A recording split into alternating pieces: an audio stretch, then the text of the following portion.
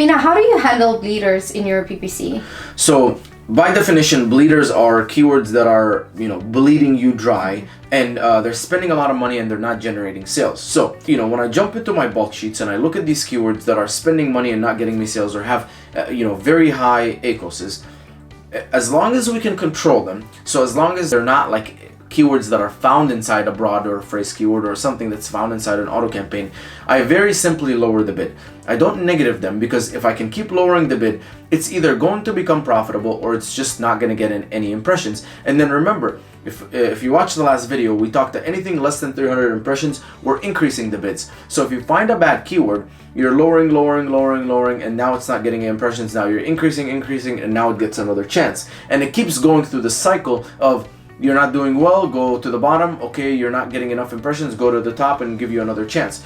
This allows you, so let's say, you dropped it and now it's not getting any impressions. By the time it's getting impressions and getting clicks again, you've probably gained another 20, 30, 40 reviews. And so this means that we never negative a keyword just because right now it's not doing well, because maybe in the future, maybe at 5 reviews, it's not going to do well, but maybe at 100 reviews, it does, pretty well. So that's why I don't negative it. Now, for keywords that are inside the broad and the phrase or the auto, those are ones where you can't control, right? Because you can't really control what auto targets or what broad and phrase targets. You can only negative some keywords if they're not doing well. So I'll jump into the search term reports again. And for the last 30 days, I'll look at keywords with an ACOS over 100%. That's for me personally, over 100%, or keywords that have spent over $10 with no sales in the last 30 days.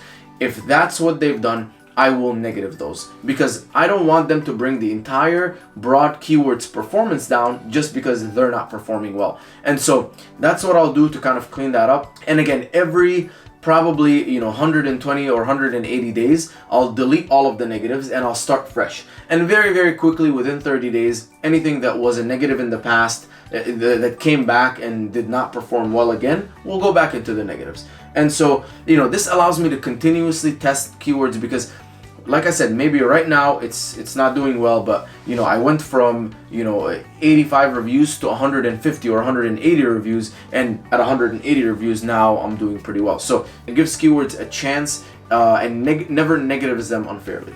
I love that. So you're always optimizing. I'm always optimizing. So you never just leave it the way it is, right? Amazon so just PPC, because something is working now does not mean that it's going to work later, and vice versa, exactly, right? Because it's working now doesn't mean it's going to work later. So Amazon PPC is never a set it and forget it. It's always, because it just depends on human behavior, and it depends on the market, and it depends on competition, and depends on so many different things. So instead of trying to find the exact formula for something, it's just like the shower. If it's too hot, you turn it. If it's too cold, you turn it. And that's it.